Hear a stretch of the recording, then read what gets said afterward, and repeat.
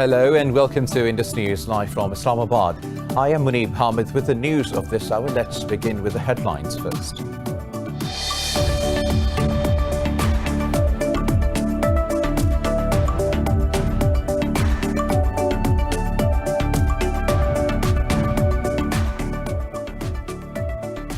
The United Nations Security Council has rejected a U.S. resolution to extend an arms embargo on Iran.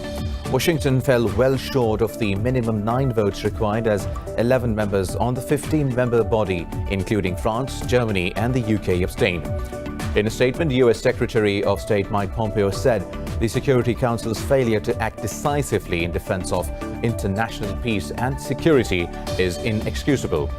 Iran has hailed UN vote, saying the US has never been so isolated. Kashmiris are observing the Indian Independence Day as Black Day in protest and rejection of its illegal occupation of the valley. All parties Hurriyat Conference has called for a complete shutdown across the Indian-occupied Jammu and Kashmir. In a message, Hurriyat leader Sayyid Ali Gilani said New Delhi has lost its right to celebrate its Independence Day while it deprives Kashmiris of their freedom.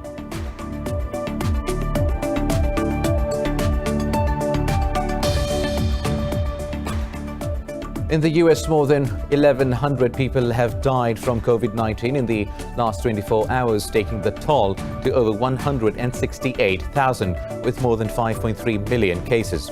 Brazil has reported 1,060 deaths and more than 50,600 infections in a day. In India, nearly 1,000 people have died in the past 24 hours, taking the toll to over 49,000, with over 2.5 million infected so far. Meanwhile, in Pakistan, COVID-19 death rate continues to decline as 9 people died since yesterday, with 747 new cases. The global number of deaths has crossed 763,000, with over 21 million infected.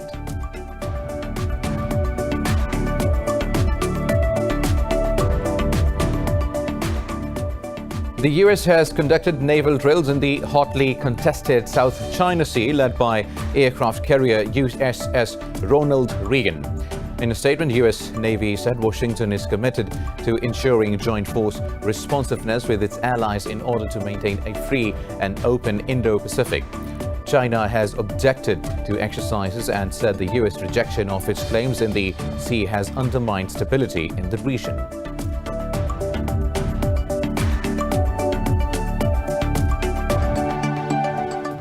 News in detail after a short break. Stay tuned.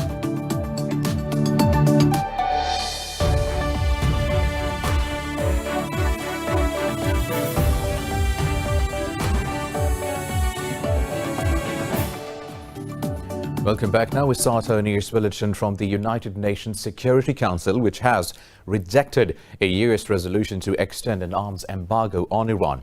Washington fell well short of the minimum 9 votes required as 11 members on the 15-member body, including France, Germany and the UK, abstained. In a statement, U.S. Secretary of State Mike Pompeo said UNSC's failure to act decisively in defense of international peace and security is inexcusable. U.S. envoy to UN Kelly Craft said Washington has every right to initiate the snapback mechanism and will stop at nothing to extend the embargo. Meanwhile, Iran has hailed UN vote, saying the U.S. has never been so isolated. In a tweet, Foreign Ministry spokesperson Abbas Mousavi said despite all the pressure, Washington could only get the support of one small country. Only the Dominican Republic sided with the U.S. as Russia and China opposed extending the 13-year ban that is due to expire on October 18. Meanwhile, the U.S. claims it has seized the cargo of 4 tankers transporting over 1.1 million barrels of Iranian fuel to Venezuela. In a statement, the Justice Department said, with the assistance of foreign partners, this represents Washington's largest ever seizure of fuel shipments from Tehran. The statement said Iran's Navy forcibly boarded an unrelated ship in an apparent attempt to recover the seized petroleum, but was unsuccessful. Rejecting the claims, Iran's ambassador to Venezuela said seizure reports are yet another lie and psychological warfare by the U.S. In a tweet, Hojat Soltani said the ships are not Iranian and neither the owner nor its flag has anything to do with Iran. Now, the US, the UK and EU, along with some other countries, have called on Venezuela to swiftly hold a free presidential election. In a joint declaration, the governments urged Caracas to establish a broadly acceptable transitional government to administer the polls. The statement said the humanitarian, social and political situation in Venezuela continues to deteriorate. It said COVID-19 pandemic and Venezuela's overwhelmed public healthcare system have added urgency to end the status quo. The statement said all countries reiterate maintaining economic sanctions and will discuss relief only in the context of political progress. Responding, Venezuela's Foreign Minister George Arreaza termed the declaration absurd, saying it is intended to sabotage the poll.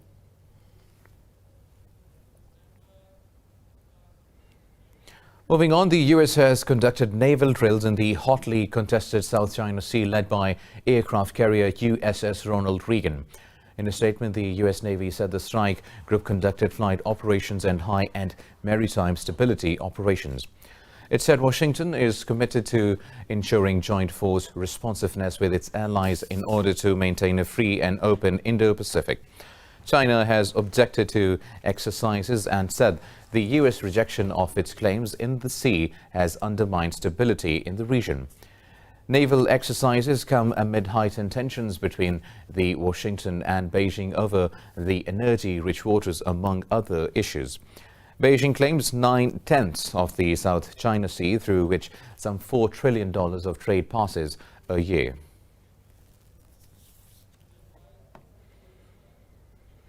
Now, in the U.S., more than 1,100 people have died from COVID-19 in the last 24 hours, taking the toll to over 168,000, with more than 5.3 million cases.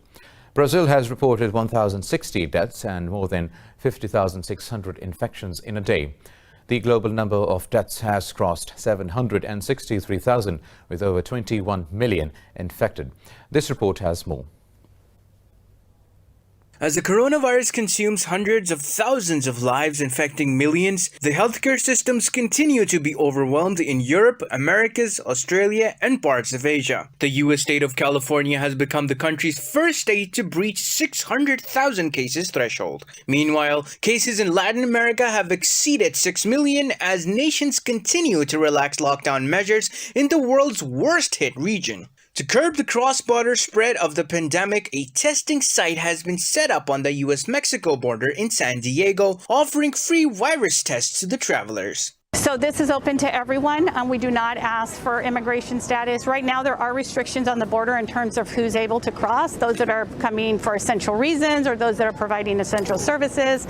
So anyone coming across is able to come, and anyone that lives in the community can come and get their test.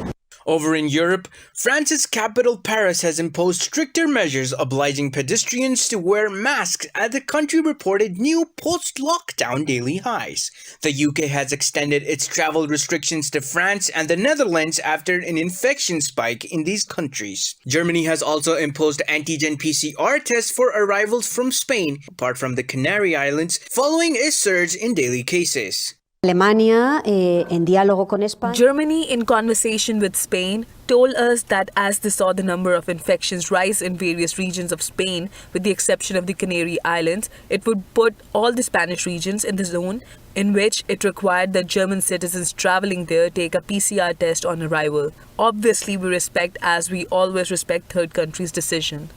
In Australia, the state of Victoria has reported over 300 new cases over the past 24 hours as its COVID-19 curve flattens.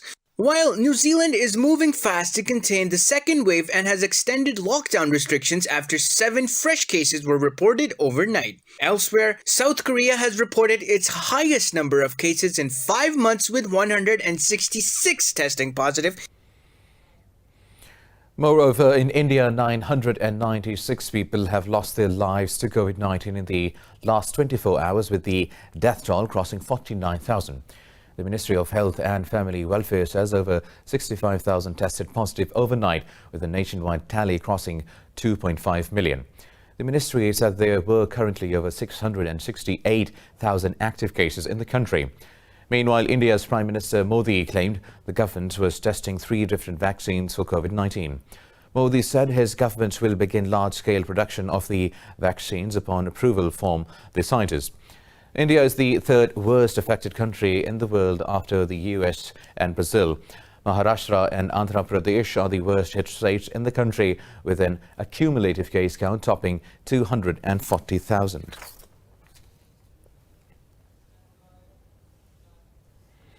Meanwhile, Pakistan's COVID-19 death rate continues to decline as 9 people died in the past 24 hours. The death toll in the country has risen to 6,162.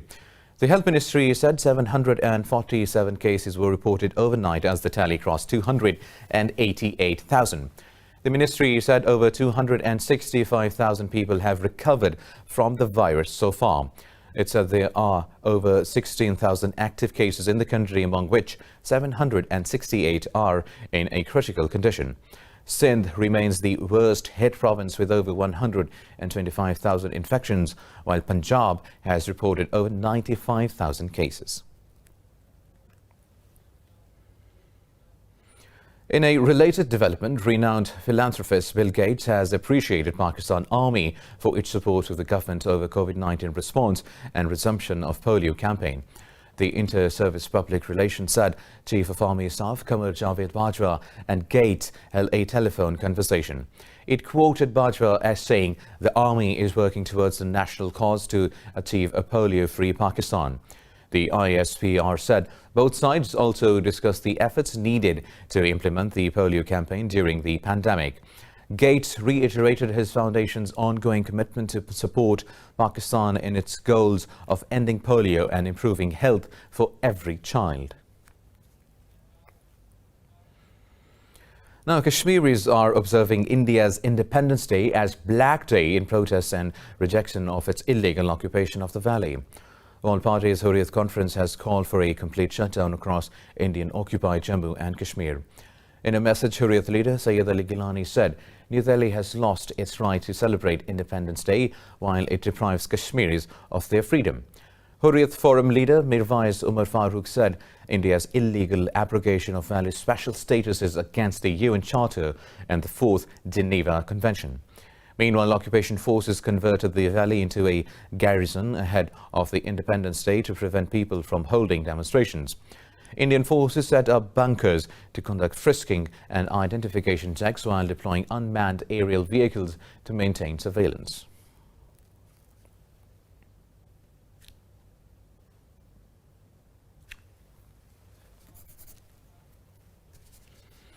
Now, Pakistan has welcomed the call for Human Rights Watch for an independent investigation into extrajudicial killing in occupied Kashmir. In a statement, the Foreign Office said it's a collective responsibility of the international community to demand India to repeal unfair laws. It said India must ensure a civilian and independent probe into the latest killing of 3 civilians in a fake encounter. The Foreign Office said the New Delhi must reverse its ongoing curbs on basic rights in the occupied valley. Pakistan's Foreign Office says Islamabad is committed to the full realization of Palestinians' legitimate rights. In a statement, the Foreign Office said a deal between the UAE and Israel on the normalization of relations will have far-reaching implications. It said Pakistan's approach towards the matter will be guided by the aspirations of the Palestinians. The Foreign Office said Pakistan has always supported the UN-backed 2-state solution to the conflict. It said peace and stability in the Middle East is Islamabad's key priority. More news coming up after a short break. Stay tuned.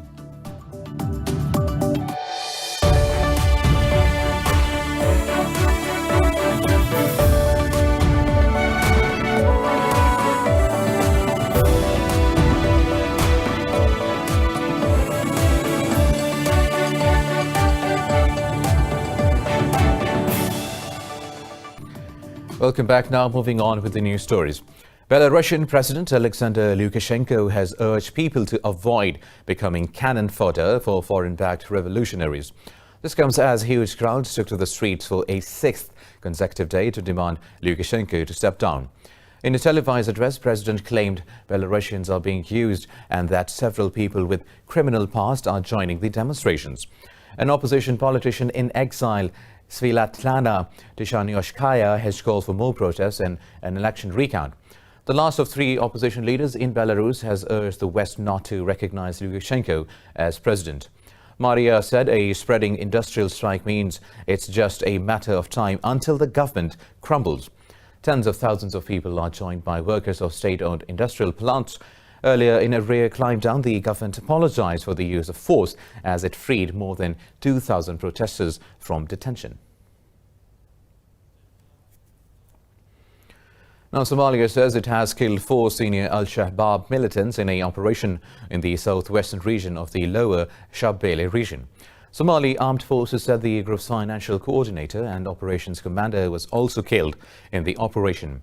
The military said the operation was aimed at flushing out terrorists and disrupting their plans to terrorize the residents in the region.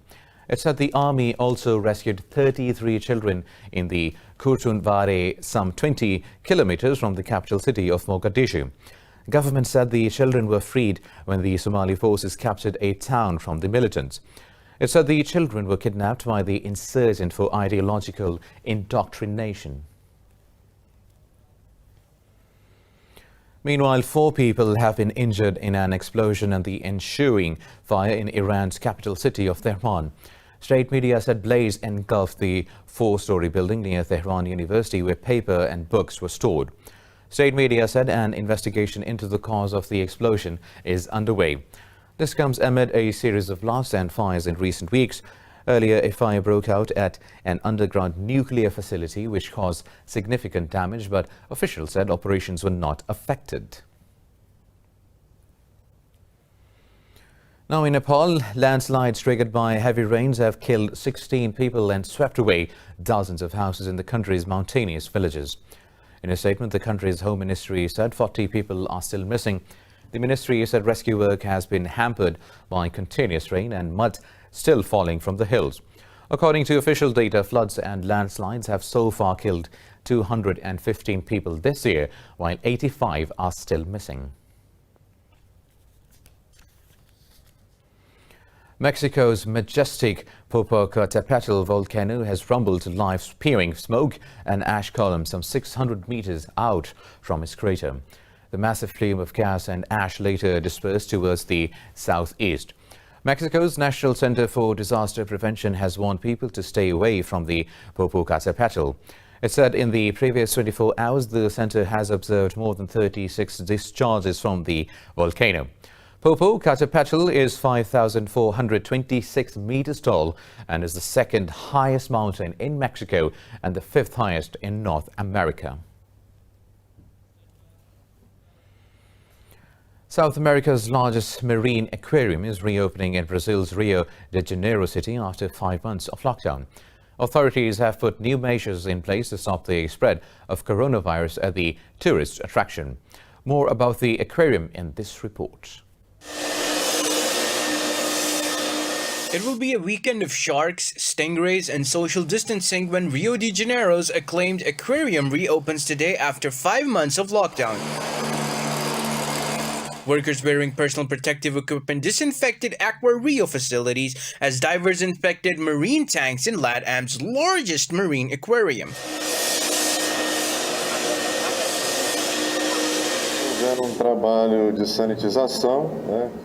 We are sanitizing and disinfecting to protect the area and receive the public this weekend. This product is non-toxic. It has no toxic components. It is a special disinfectant to eliminate microorganisms, including the new COVID-19. It does not represent any risk to any organism. Rio's aquarium will reopen with limited capacity and will only allow 200 visitors per hour. Face masks, hand sanitizing, and social distancing will be mandatory to prevent coronavirus infections. We have been preparing for a few weeks. We have been training with the team. Our idea is to reopen cautiously and gradually. We are limiting the number of people coming in. Only 200 people per hour will be allowed into Aquario. In high season, we used to get over 1,000 people per hour.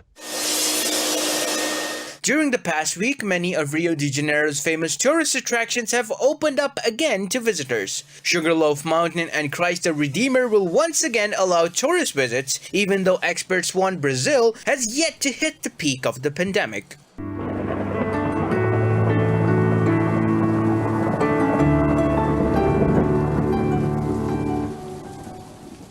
And now let's have a look at the weather updates.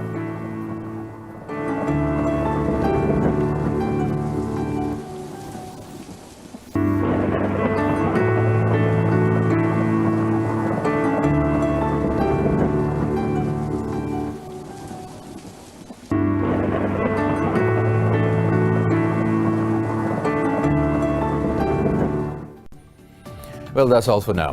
For the latest update, you can follow us on social media at indus.news. Take care.